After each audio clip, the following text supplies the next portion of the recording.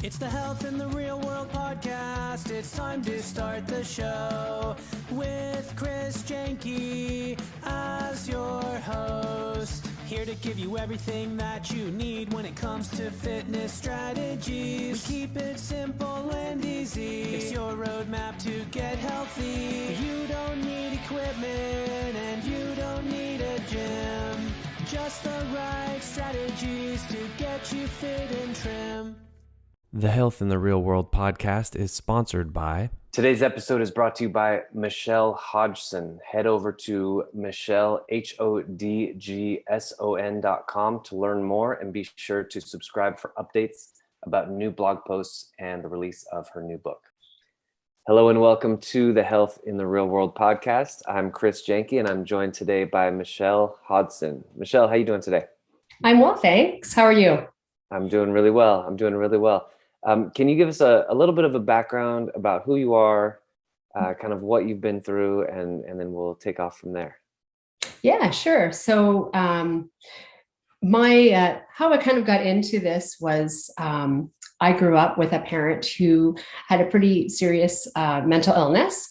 My mother suffered from schizoaffective disorder, was her final diagnosis. And I wrote journals throughout a lot of that experience. And while I was writing those journals throughout my life, I found that I was really alone and I felt really alone. And but it was a way to kind of get things out because I didn't really have access to many resources when I was a kid a couple of years ago. So I found that writing was just a way to kind of get what I was going through out on paper, digitally, however, whatever was convenient at the time.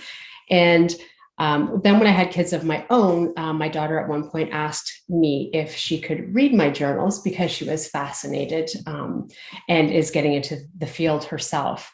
And so I kind of revisited my journals and took a look at them and thought, I'm happy to share them, but I feel like they need to be rewritten because some of them were very raw. And so from there, I started rewriting them and kind of looking at different aspects of them and gathering different notes and photos and stories from different people. And from there, started working on what is going to be a memoir that I'm in the midst of finishing. So that's kind of how that started. And my hope is that I can reach out to one person. If I help one person and one person kind of hears my story and says, okay, cool, I'm not alone, then I feel like my work here is done.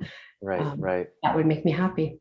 That's awesome. Yeah, I feel like in the age of the internet, we get skewed as far as our reach, right? Like you said, if you reach one person, like if you stopped at the shopping center today and had a conversation with one person and you saw that person's, eyes brighten up, like, they heard your experience, they heard your story, and you changed them, you affected them in some way, you'd be on cloud nine, right? You'd be over the moon.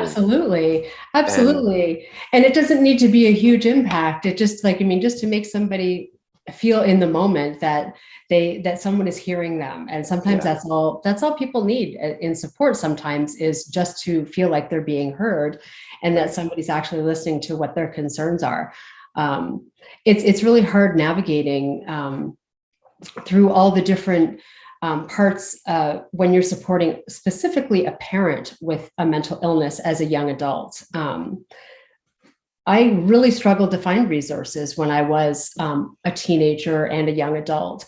There wasn't a lot out there. There still isn't a lot out there.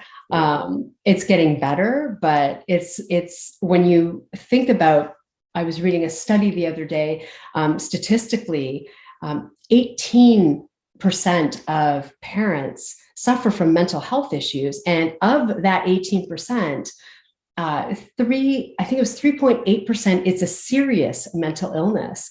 And that was a study that was released, I think it was from Duke University in 2020. So that was pre-pandemic. Oh, wow. Yeah. So now when you think about how much has changed in the last 2+ years, more resources would ideally be available. If I can be a resource to somebody, then that's ideally what I would love to do. And if that's helping somebody, find a resource in their area or find how to navigate this part of the mental health system for their loved one or their parent. It's really hard when you're a kid. It's a really lonely kind of journey. And being a kid's hard enough, and being a young adult's hard enough. Having that thrown on top of you is, it can get overwhelming. What are some things that you did? We'll break it into those three categories that you were talking about, like as a kid, a teenager, and an adult.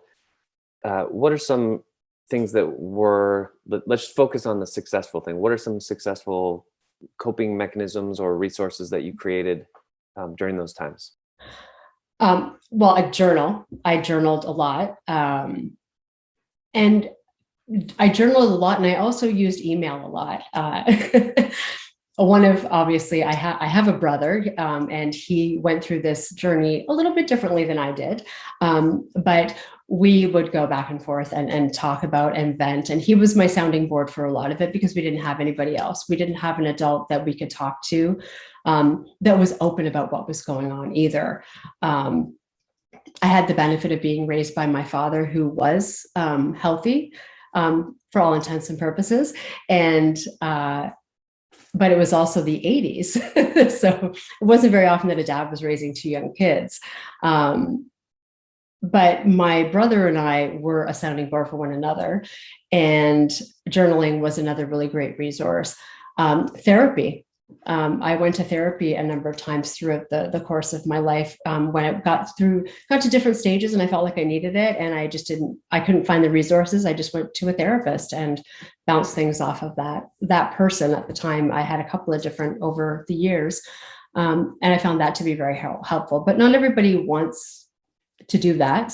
People want to just access resources quietly on their own. Now, with the help of the internet, I found one of the best places for online resources is actually Australia.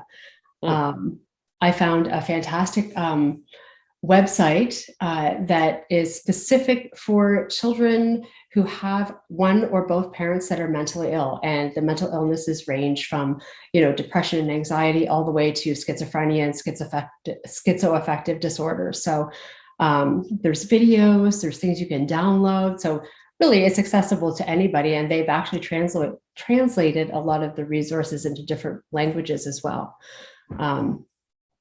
Another positive aspect of my journey was the relationship that I developed with my mom eventually. In later years, we became close, more friends, because our relationship was more, I was the kind of mother and she was kind of the daughter more. Right. Towards the end of her life, she passed away in 2013. So that changed when I was probably in my 30s. Mm-hmm. Okay. Wow. That's pretty incredible that there was sort of that role reversal, and it makes sense, right? You're sort of taking care of her because of her illness. What did your dad work full time as well? And he was also sort of raising you guys. Yeah, he did. So my brother and I, we're independent, and thankfully we're both healthy, functioning adults. That's great. I would imagine, hardship really can educate people, right? So I would imagine you had a very good and firm grasp on how to function in the real world once you became an adult. You were forced into becoming an adult before you were an adult legally. And actually, I had a question.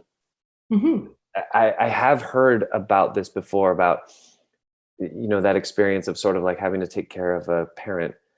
Is this something, have you talked to other people who have gone through similar situations as you? Is this a pretty common theme that you sort of have to grow up before you before your peers do?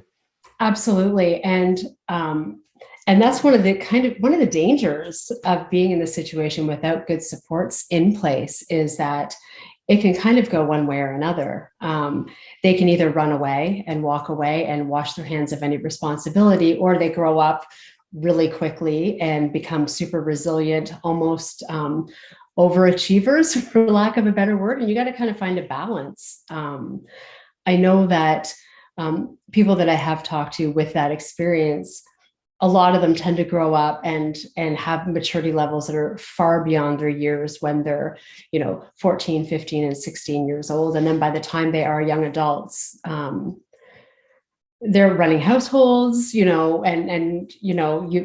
look at my own kids as well. Like, I mean, I can't even imagine my son leaving home and running a household at the age of 18 or 19. He's a wonderful young man, but right. It forces you to do things that unfortunately, if you don't have another option, you have to do. Right. Yeah. So that's actually the working title of my memoir is called Your Mother. And it's in reference to my brother and I emailing back and forth.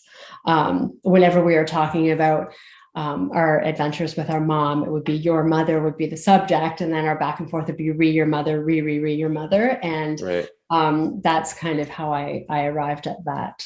That's a great title.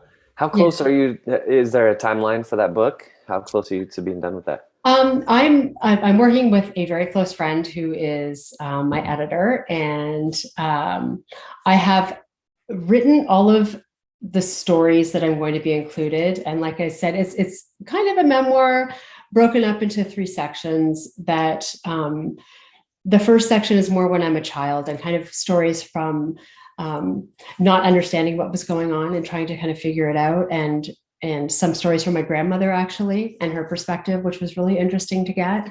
And then moving into my teenage years where I was an angsty, rebellious Gen X kid. And on top of that, I was dealing with the fact that I didn't know if I was going to be mentally ill, which was really scary at a time. I remember being 16 and thinking, what am I going to do? I don't want this. And being really scared. Fortunately, I've managed my mental health throughout my life very carefully and been acutely aware of anything that is too stressful. I know to, talk to my doctor or go to a therapist. And that's really important as well. And then acceptance. So understanding that, my mom is who she was, and she didn't wake up one morning and say, hey, you know what? I want to be really mentally ill. That would be a lot of fun for everyone, including myself. No, you don't choose it. You deal with it. And once I kind of came to terms with that, we became a lot closer, and it was easier for me to support her. And she was a fantastic grandmother. She was really, really involved in my kid's life, I think because she felt like she had more support around her. And the stigma when she was younger as well didn't help. Right. There was a shame associated with it. And even when I was young, I was embarrassed that I had a mom that was she was embarrassing. She was sick, she was really, it was something. And that carries through, I think. So then the last part is, just kind of talking about, the relationship that we fostered and the relationships that we had. We were really close, and she was super funny, and she was really intelligent. Like, she was an incredibly smart woman, and she taught me so much, and she made me the parent that I am today. And she made me the woman that I am today. And I'm grateful for all of those things. And it's all the things around that. And that was just part of who she was, but it was a part of her that had to be managed really closely. And we had to stay on top of it. But when she was well, she was really, really well. And when she wasn't, it was a lot. Right. Mm-hmm. Right. Wow. So that's kind of how I broke it up into, the embarrassment and the fear as a child, and then the angsty teenager, and then the kind of acceptance. It's kind of like going through grief almost, there's different stages. And I felt like that was my experience with my mom primarily. And I know through a lot of it, I felt really alone, just, where can I get resources when I'm dating myself? But there was no Google when I was a teenager. And even getting information about schizophrenia or schizoaffective disorder, it was really hard. Yeah. You had to go to the library, the Dewey Decimal System in the library. Right. Exactly. So what would you tell somebody who is listening to this, and probably not a lot of children going to listen to this podcast, but let's say like a young adult who was going through something like you, who is, one, taking care of a parent, and two, wondering if they are next, like sort of feeling powerless in that way. Mhm. What can they do? What are a few steps that you took that were successful? What can they do?